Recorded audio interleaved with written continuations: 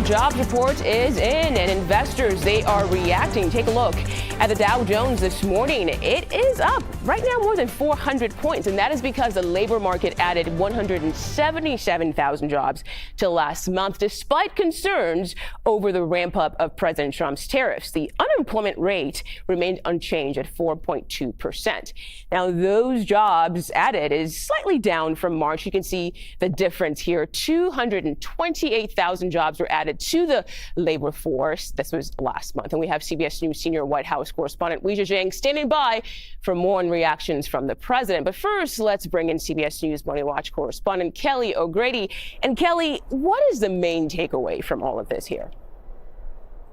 Well, look, the jobs market remains solid, and there was a lot of concern because this is a picture of April when we saw all of the White House's reciprocal tariffs go into effect, then them rolled back, the 145% tariff on China go into place. There was so much uncertainty that there was a lot of concern from economists and analysts going into this report that you were going to see some of that uncertainty reflected in how companies hired, that they might have taken a pause. They might have even laid off some people. But the fact that we beat the number and that we are at essentially the 12-month trailing average over the last 12 months, every month is averaged adding about 150,000 jobs. This is slightly above that. We are in a solid place. We saw growth in healthcare, warehouse and transportation, leisure and hospitality. The two areas I will call out that were on the negative: we lost 1,000 manufacturing jobs after steadily adding manufacturing jobs the last few months, and we also lost government jobs. That was down 9,000. That speaks to the Doge layoffs that are happening that we're going to see reflected in these jobs reports over the next few months. Mugo.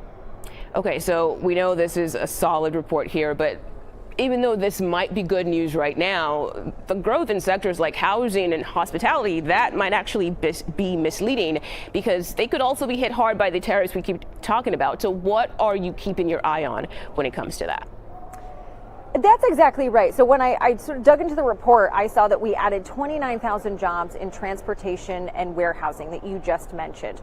We also know from that GDP report that came out on Wednesday and from listening to all of these companies on their earnings calls that a lot of people imported a ton of goods to stockpile those products ahead of tariffs taking effect so that they would have an inventory before they had to increase prices. Well, that means you have to hire more people to transport and stock your warehouses. So that's a number that could decrease in the future. That might not be sustainable.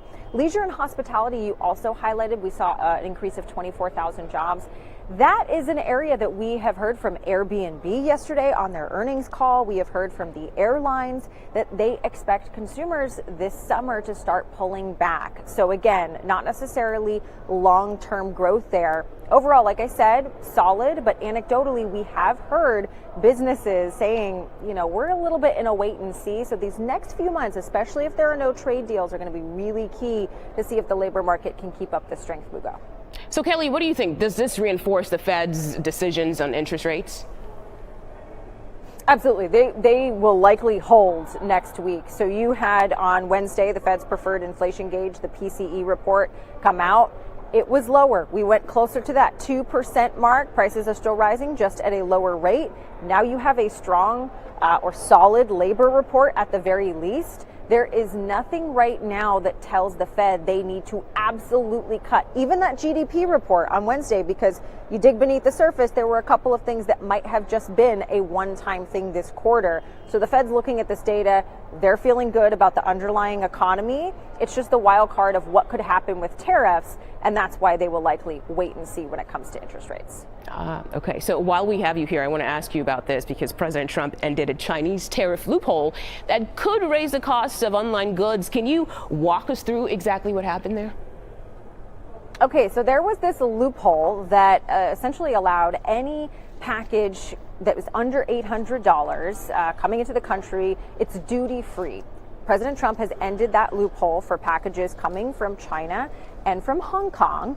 And that means if you're shopping at places like Shein, like Temu, where you are directly buying from these places and you've got really cheap goods, they're coming in, they're under $800, that loophole is closed starting today. And if you've been on some of these websites, you will see there's a little thing at the top where it says these prices are reflective of these tariff increases, and you have already seen these companies start to raise prices ahead of today. So definitely look out for that. Things might look a little bit more expensive than they have previously moved out. Yeah, things are definitely changing on that one. Kelly O'Grady, live for us from the Stock Exchange. Thank you so much for joining us, and happy Friday to you. All right, let's get to the White House right now with CBS News senior White House correspondent Weijia Jiang. Weijia, good to see you today. How is the White House reacting to this jobs report we were just talking about? The White House pointed out that this is the second month in a row where the jobs report has beat expectations. The press secretary, Caroline Leavitt, said that wages are continuing to rise and labor force participation is increasing. She also said that more winning is on the way. So obviously the White House is pleased with these numbers. We have yet to hear directly from President Trump, but we expect he will say something along those lines as well. Right, of course. And Weijia, let's turn now to the shakeup of the president's national security team. What impact will the departure of National Security Advisor Mike Waltz have on Trump and his Secretary of State, Marco Rubio? Well, this now becomes the fourth job for Secretary of State Marco Rubio. He is also the interim national archivist, as well as the USAID administrator. And so he has a lot on his plate.